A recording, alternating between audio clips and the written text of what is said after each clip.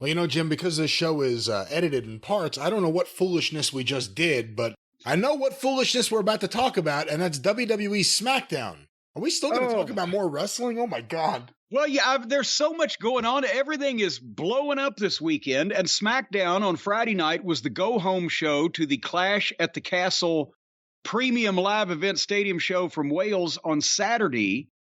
And I watched that because I'm thinking this is the biggest stadium show they've done, the first one in the UK in 30 years, and they had 60-something thousand people. So this is going to be a dynamite go-home show, right? And we were thinking also, as we mentioned earlier in the program, because this was such a big event, the people in the UK were fired up about it. The promotion that had gone on, this will overshadow anything that AEW or anybody else does this weekend. And that kind of, the people of Cardiff, obviously, and the people over there in the British Isles were all fired up about the stadium event. But I think the stage has been upped. They've been upstaged over here in America by what all went on with AEW. But like I said, I watched SmackDown so that we would have more context for Clash at the Castle. And I want to run through real briefly, please, what they did for a go-home show on network television before a premium live event available on the Cock that was so important. The opening match on SmackDown was a Viking Rules match, which means no disqualification, falls count anywhere, lazy booking. The Viking Raiders against the New Day. And in case anybody didn't see this, they had a Viking ship, at least the bow of it, the first half of it, at ringside. They had Viking shields. No, I'm not kidding. How could I not ask you questions about this? There was a Viking ship bow at ringside, and there were round-colored Viking shields leaned up on the bottom rope all around the apron of the ring. And as soon as they started the match, the shields started falling off because they were hitting the ropes and bouncing around. And they started this match, but they went to a break early. By they come back, the second segment, they're pulling out multiple tables. They're fighting in the boat. I'll say the Viking Raiders, they're trying to make them more serious now, but I think that horse has left the barn here in this environment. But these guys would have been a hell of a heel tag team in a territory with a manager and where their gimmicks wouldn't have been played for laughs at the start. And now they just, you still get the idea they're a couple fat guys dressed up in funny costumes instead of in any way dangerous badasses. But the Viking Raiders won the match by giving a double choke slam to Xavier Woods off the boat through two tables to the concrete floor and pinned him on the floor. And by the time they finished with that, they were 30 minutes into the 2-hour program. Karrion Kross and Scarlett. Actually, Kross wrestled.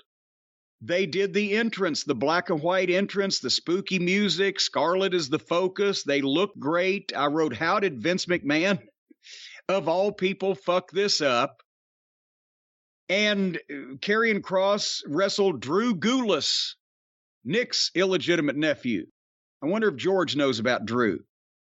And Kross no-sold everything, kicked the shit out of him, and choked him out in 1 minute, which is exactly what should have happened. But while they are getting a new young talent over, this wasn't exactly heavy promotion for Clash at the Castle. So then, here comes Ronda Rousey. Remember, over the last couple weeks, Ronda got arrested. Adam Pearce called the cops on her because she assaulted a referee. But then they decided not to press charges, so they let her go. And apparently this whole thing, Brian, we've talked about how that Ronda had lost her oomph and the fans weren't really as wrapped up in her as they used to be, and she didn't seem like she wanted to be there. Apparently, this whole thing of having her attack officials and be arrested and taken out and come back and being a bitch about it was to turn her heel. But because now the fans are liking her, now that she's being such a douchebag, they're thinking, well, it worked. We're going to keep her a babyface. So basically, she did an in-ring promo that was one of the better things she's done over a while, where she called Adam Pearce out to read the letter from the WWE about the decision on her. And while Adam is a great promo, and people are finding that out now. He just hasn't had material, that was suitable, or, anything that he could really sink his teeth into. But the WWE has written a letter that basically Ronda was never criminal, is on probation, but is unsuspended. But Pearce was saying that it was her choices that got her arrested. He was just doing his job because she's giving him all kinds of shit. And he ain't happy.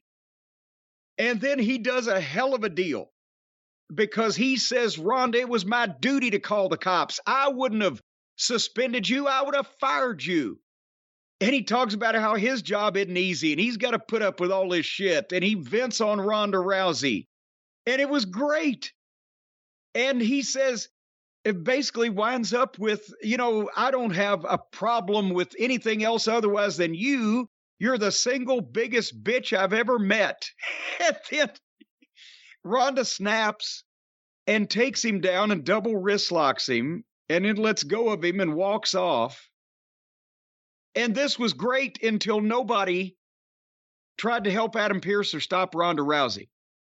He's the representative of the administration there, but when she grabs him and takes him down and tries to break his arm, no referee, no friend, no cameraman, no crew member, no announcer, nobody, not a goddamn fan in the crowd.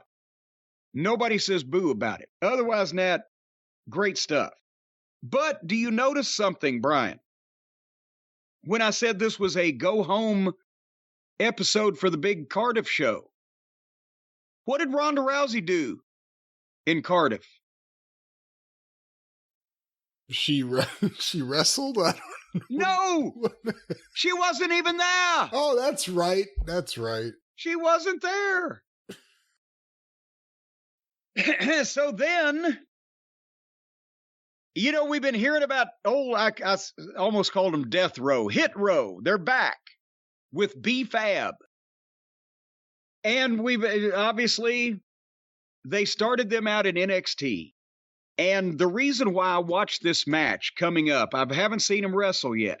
Because remember, not only did they start them with the Hit Row thing where they're some kind of hit makers, the rappers in NXT, old AJ, old Top Dollar, had been, before we ever even had a clue he was even training to be a wrestler, he was the host of the first season of WWE's Most Wanted Treasures on A&E, right? And we're like, where'd this guy come from? He, we don't know the name. How does he fit into this? Well, he was a wrestler in training. So then they put Hit Row together with him and Swerve and Ashante Adonis and B-Fab. And then Vince decides apparently he don't like B-Fab and he fires B-Fab. Well, then AJ apparently takes exception to that and goes in to talk to Vince. This is what we have been heard that's been reported. And he made such an impression on Vince by going in to complain about Vince firing B-Fab that he fired all of them. Kicked them right straight out the fucking door. So Swerve signed with AEW, and Ashante and AJ and B-Fab have been floating around waiting for Vince to die, I guess, and Triple H to come back. So now they're back. And I thought, okay, I'm going to watch this because I want to see, we've seen the awful, and I know I don't like rap, but I believe even you agreed that their musical performance the other week was fucking rotten. Just shitty. Just stinky. Yeah, I like rap. And it was horrible. Yeah. So I figured, well, let's see if they can work. Because, again, I'm thinking if old AJ, I know that they didn't like that their girl manager got fired, but, if you've got the fucking cojones to go in and complain to Vince when you are absolutely nobody, and they've done a lot for this guy, more than the other guys. They put him as the host of a fucking show on A&E. Somebody must have liked him. So Is there anything there? Why are they bringing him back? Why were they trying to save him when he's obviously got a bit of a fucking swelled head, as they say? Can he work? So I watched this match. Guess what the answer is, Brian?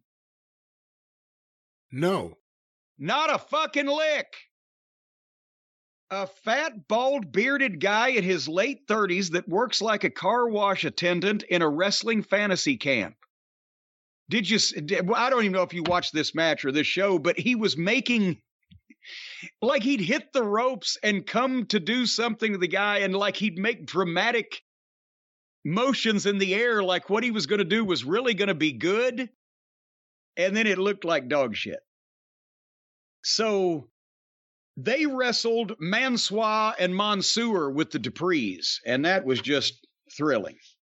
So I saw what I need to see there. Baron von Corbin had a singles match against Shaky Nakamura. By the way, this is network television, folks. And then Ludwig Kaiser, with Gunther in his corner, had a match with Butch, with the brawling brutes in his corner. And Butch has somehow now transformed from a Dickens street urchin into looking like Pete Dunne again, but they still call him Butch. And this went quite a while, and I'm sure it was a good match. But in presentation, again, you've got one of Gunther's stooges against the guy that's been presented as Sheamus's joke mascot. So it looked like a couple of drunk soccer hooligans watching their children have a fight.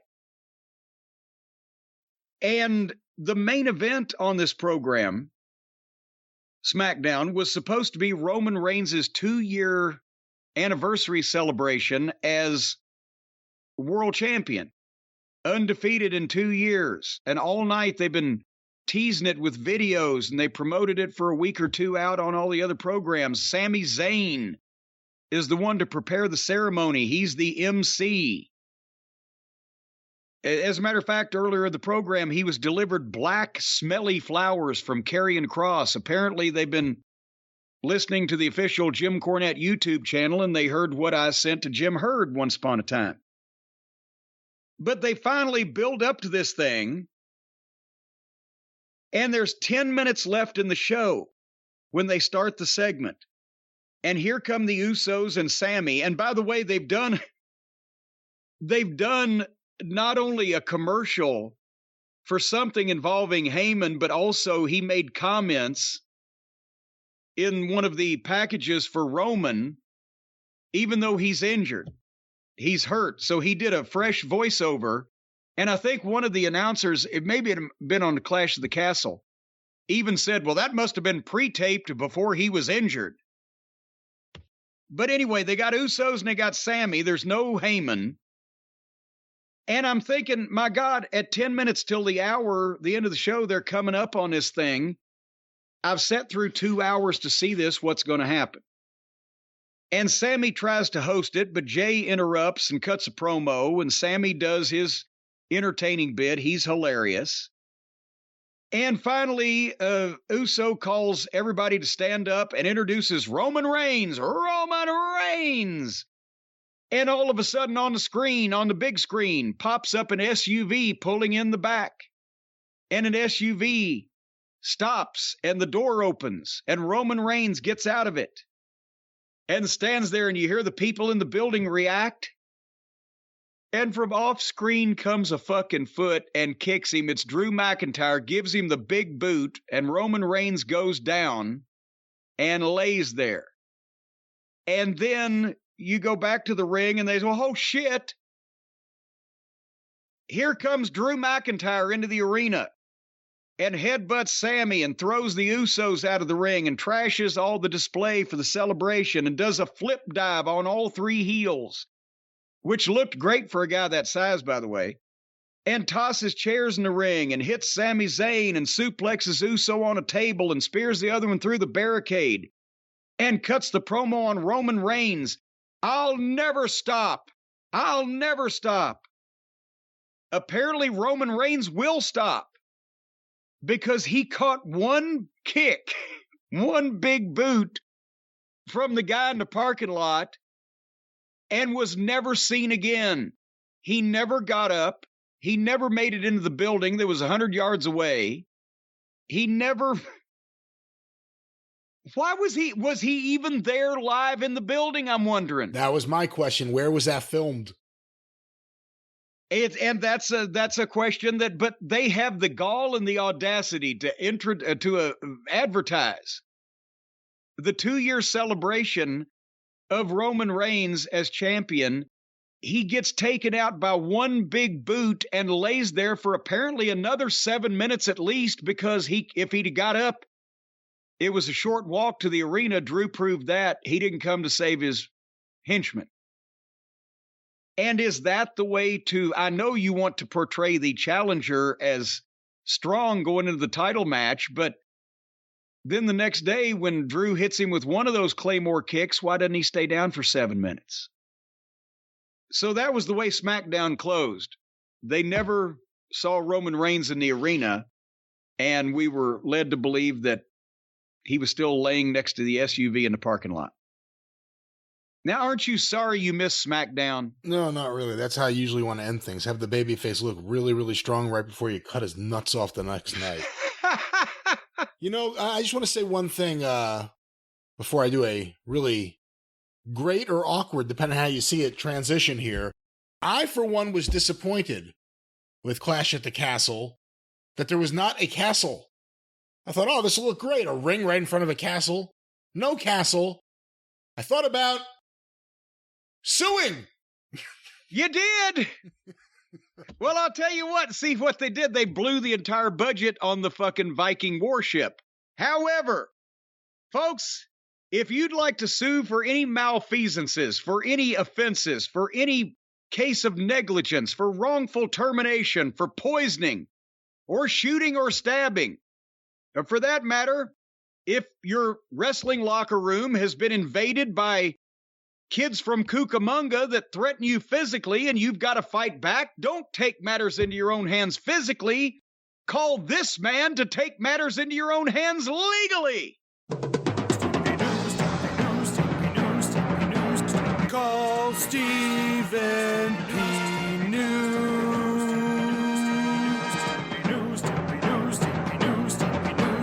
If you need to sue.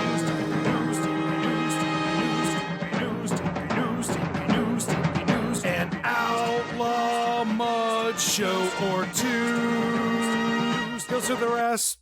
Folks, we know you have your choice when choosing personal injury attorneys, and I'll tell you what, there's more call for personal injury attorneys than there ever has been before, because so many people have been injured. Either their physical state has been injured or their fragile mental state has been injured. Sometimes people get their feelings hurt. Well, regardless of what on you has been hurt, the man to call is Stephen P. New at newlawoffice.com, 888-692-8084, because as we've mentioned so many times here recently, it ain't just West Virginia anymore. He's going where the action is. Brian, do you have that list of states that Stephen P. New is currently pressing cases in? I mean, we're talking about Louisiana. We're talking about Ohio. We're talking about Tennessee. Of course, the aforementioned West Virginia.